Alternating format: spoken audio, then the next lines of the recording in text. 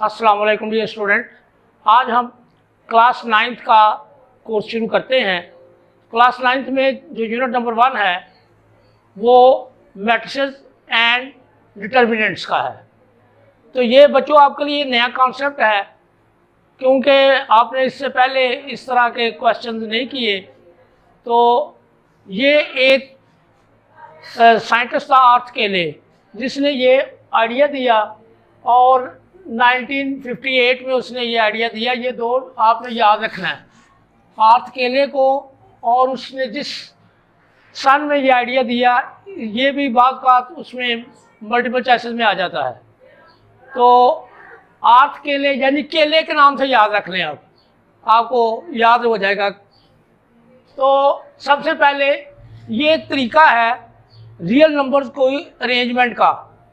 Arrangement कैसे की जाती है, मसलन 1 2 3 4 5 6, ये मैंने 6 नंबर लिखे हैं। ये एक तरतीब से लिखे हैं 1 2 3 4 5 6, इसमें चेंज हो सकते हैं। तो ये मैंने इसका नाम दिया, इस मैट्रिक्स को नाम दिया है ए। इस मैट्रिक्स में हमने देखा कि ये जो स्क्वायर ब्रैकेट्स हैं इसमें हम जब अरेंज करते हैं रियल नंबर्स को तो एक मैट्रिक्स कहलाती है। रियल नंबर का ये एक तरीका है, ये भी एक वे है। आगे चल कर आपको पता लगेगा इस तरीके में हम प्लस भी करेंगे, माइनस भी करेंगे, मल्टीप्लिकेशन भी करेंगे और उसकी बाकी अक़साम भी देखेंगे। तो सबसे पहले हम देखेंगे कि इसमें कैसे हम इसको रीड करेंगे। इसमें ये जो ऊपर वाले 3 इस रो में आ रहे हैं इसको हम कहते हैं रो, R1, रो 1 हम कह लेते हैं इसे। और ये जो नीचे 3 है उसी उफ़क़ी तरफ पर उफ़क़ी अगर हम देखें हॉरिजॉन्टल वे में तो हमें ये रो नज़र आएगी। और इधर से हम जब देखेंगे तो ये हमारी दूसरी रो होगी, रो 2, R2। ये तो होगी रोज़। अब इसी में अगर हम इसी को हम देखें, हम कुछ और नंबर लिख लेते हैं 0 5 3 -2 7 8। तो यहाँ हमारे पास हम अब एक तो होगी रोज़, और ये जो ऊपर से नीचे ये वाले बनते हैं इसको हम कहते हैं कॉलम। रो और कॉलम, इसे C1 हम कह लेते हैं। ये कॉलम 2 है, ये कॉलम 3 है।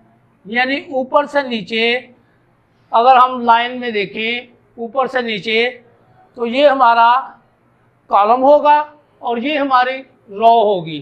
किसी भी मैट्रिक्स को जब हम लिखते हैं तो तरतीब हम देते हैं हम रियल नंबर्स को रोज़ में और कॉलम्स में। तो हमने ये जो पहली मैट्रिक्स ए लिखी है इसके मैंने एक यहाँ ए के मैंने जो एंट्रीज हैं वो चेंज कर दी हैं। इसमें भी 2 रोज़ हैं, अगर आप देखें तो एक रो ये है, दूसरी ये है। 2 रोज़ इसमें हैं और 3 कॉलम्स हैं। इसमें भी 2 रोज़ हैं और 3 कॉलम्स हैं। ऊपर से नीचे जब आएंगे तो कॉलम बनेंगे। तो ये जो नंबर ऑफ रोज होती हैं और जो नंबर ऑफ कॉलम्स होते हैं इसको हम मैट्रिक्स का ऑर्डर कहते हैं, ऑर्डर ऑफ द मैट्रिक्स।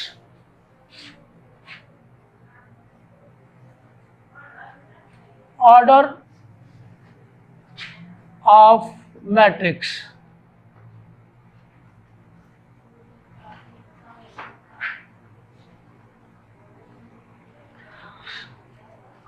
जो है वो है number of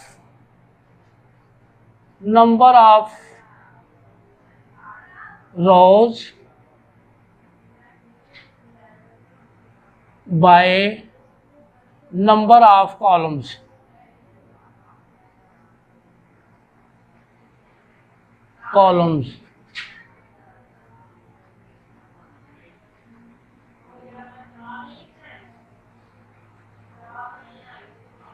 rows by column, इसमें रोज कितनी है 2, कॉलम कितने हैं 3, 2 बाय 3 इसका ऑर्डर है। 2/3 इसका ऑर्डर है, 2/3 इसका ऑर्डर है। स्टूडेंट्स, जो एक्सरसाइज 1.1 में पहला जो क्वेश्चन है वो है find the order of the following matrices. कुछ मैट्रिक्स दिए हैं, उसमें से मैंने कुछ लिखे हुए हैं। तो ये आपके पास ये पहला मैट्रिक्स है, इसका हमने ऑर्डर देखना है। ऑर्डर के लिए मैंने आपको बताया है कि आपने रोज की तादाद बाय कॉलम की तादाद, row multiply by column, multiply नहीं आपने करना, वैसे लिखना है रो बाय, यानी इसमें कितनी रोज हैं, ये एक फर्स्ट रो है, ये सेकंड रो है, तो 2/2, दो ही रोज हैं, ये एक रोज बन गई, ये दूसरी रो बन गई। और अगर हम कॉलम देखें तो ऊपर से नीचे ये कॉलम, एक ये कॉलम, दो ही रोज हैं, दो ही कॉलम्स हैं, तो 2/2। आप इसका देखते हैं, इसकी अगर हम उफ़क़ी तर्ज में देखें तो ये एक ही रो बन रही है, तो यहाँ 1/2। अब बस तीसरा कॉलम देखिए ये वाला, तो यहाँ इसकी देखते हैं जी 1 रो, 2 रो, 3 रो, तो ये बन जाएगा 3/1, कॉलम 1 है। इसी तरह इसको देखें तो 1/1, इसको देखें तो यहाँ क्या है जी 3/3। थोड़ा सा फिर गौर कर लें कि इसमें जितने भी कॉलम दिए, जितने हम उर्दू में मैट्रिक्स को कॉलम कहते हैं, उर्दू जो स्टूडेंट हैं उनके लिए कॉलम का लफ्ज़ इस्तेमाल किया गया है। तो उर्दू में से हम कहते हैं कॉलम का मर्तबा मालूम करना, इंग्लिश में कहते हैं ऑर्डर ऑफ द कॉलम। तो यहाँ मर्तबा क्या होता है, कतारों की तादाद ज़रबे कॉलम की तादाद, यानी आप उसको 2/2 लिखने के बजाय ऐसे भी 2×2 लिख दें फिर भी ठीक है, लेकिन इसे मल्टीप्लाई करके 4 नहीं करना। इसी तरह ये 1/2 है, तो आप इसको 1×2 लिख सकते हैं, लेकिन ऐसे आपने पढ़ना है 1 क्लास 2, इसे मल्टीप्लाई नहीं करना। तो वैसे तो आप ये ऐसे लिखें 2/2, 1/2, यहाँ 3 रोज हैं, 3/1, 1/1। तो ये तो नेक्स्ट एक्सरसाइज में जब आप जाएंगे तो वहाँ कॉलम मैट्रिक्स के बारे में लिखा, उसकी टाइप्स लिखी होंगी।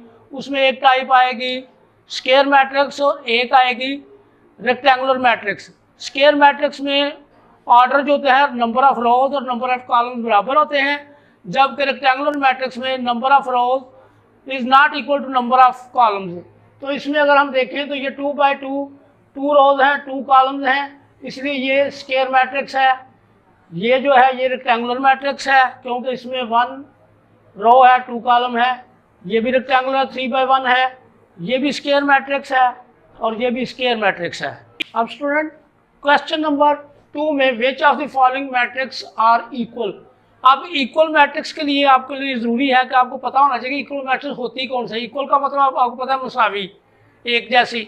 तो एक जैसी मैट्रिक्स वो होगी जिसका ऑर्डर भी एक जैसा हो, यानी उसका मर्तबा भी एक जैसा हो, और उसके जो कॉरस्पॉन्डिंग एलिमेंट्स हैं वो भी एक जैसे हो, यानी मुतनाज़िल अरकान। वो कैसे, जैसे कि ये उसने मैट्रिसेस दी ही, आपने सबसे पहले देखी ए में 3 लिखा हुआ है, तो आपने इन मैट्रिसेस में जो बाकी दी हुई हैं इनमें से देखना है कौन सा मैट्रिक्स है जिसमें 3 लिखा हुआ है, तो इसका ऑर्डर है 1/1। आपने 1/1 की मैट्रिक्स देखनी है, तो वो ये सी वाली है। 5 - 2 मीन 5 में से जब आप 2 माइनस करेंगे तो 3 आता है, ये एक डिजिट बनता है, क्योंकि ये माइनस का अमल होगा, तो फिर ये एक डिजिट 3 आएगा। इसका मतलब है ए इज इक्वल टू सी है, ए सी के बराबर है। ये ए मैट्रिक्स सी मैट्रिक्स के मुसावी है। अब देखें डी बी वाला, बी में क्या लिखा है 3/5, तो 3/5 और किधर है, ये बनता है बी जो है वो आई के मुसावी बनता है। आई मैट्रिक्स में 3, ये 3 + 2 = 5, तो ये इसका मतलब है B is equal to I matrix. अब सी पहले बराबर हो चुका है, अब आ गया डी। डी में लिखा है 5/3, देखना किसी और में ये 1/2 है, कोई और मैट्रिक्स ऐसी है जिसमें ये कोई भी नहीं है, इसका मतलब डी को हमने अभी कंसर्न नहीं करना।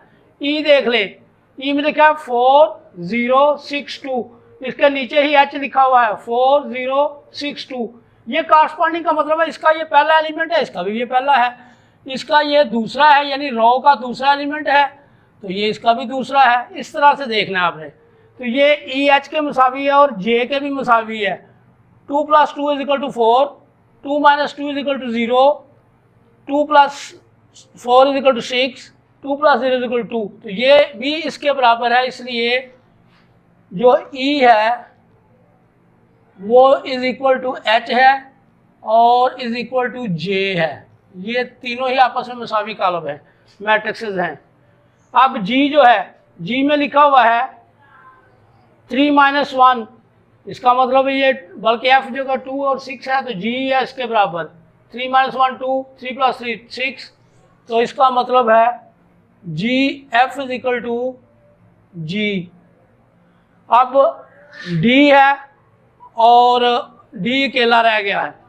डी वाला किसी के साथ बराबर नहीं आ रहा, किसी के साथ इक्वल, हमने सिर्फ इक्वल मैट्रिक्स बताने थे। अगर कोई ऐसा मैट्रिक्स हो जिसके साथ ये बराबर नहीं है तो हम नॉट इक्वल टू लिख देते। तो ये हमारा इसका आंसर है। ये वाले सारे आंसर्स हैं इसके, इक्वल मैट्रिक्स हैं ये। डियर स्टूडेंट, जो इसका आखिरी क्वेश्चन है वो लिखा find the value of A B and C and D if जो that which satisfy the following equation. ये मैट्रिक्स को इक्वेशन दी हुई है। एक मैट्रिक्स यानी एक कॉलम ये है, बराबर के बाद दूसरा कॉलम है, इसका मतलब है ये वाला इसके इक्वल है। तो इसका ऑर्डर भी देखें, ये भी 2/2 है, ये भी 2/2 है, तो इसका मतलब अब कॉरस्पॉन्डिंग एलिमेंट इक्वल होने चाहिए। हमें ए बी सी की वैल्यू फाइंड करनी है तो हमारे पास 4 इक्वेशंस आ जाएंगी। पहली इक्वेशन बन जाएगी हमारी a + c = 0, यानी ये वाला इसके बराबर कर देंगे, ये वाला जो है ये इसके बराबर कर देंगे, दूसरा दूसरे के बराबर। ये इसे इक्वेशन नंबर 1 कह देंगे। दूसरी a + 2b = -7, इक्वेशन नंबर 2 हो गई। अब इक्वेशन नंबर 3 बनेगी हमारे पास c - 1 = 3, इक्वेशन नंबर 3 बन गई। और इक्वेशन नंबर 4 बन जाएगी 4d - 6 = 2d, ये इक्वेशन नंबर 4 बन गई। अब ये 4 इक्वेशंस बन गई हैं हमारे। इक्वेशन सॉल्व करना हमारे लिए कोई मुश्किल नहीं, इधर दोनों वेरिएबल्स हैं, ये अभी नहीं सॉल्व करेंगे, इधर भी दोनों ए बी वेरिएबल हैं, ये भी अभी नहीं करेंगे। इसमें देखें सी वेरिएबल अकेला है और साथ ये 2 रियल वैल्यू कांस्टेंट वैल्यूज हैं। सबसे पहले इसको हल कर लेंगे। From equation 3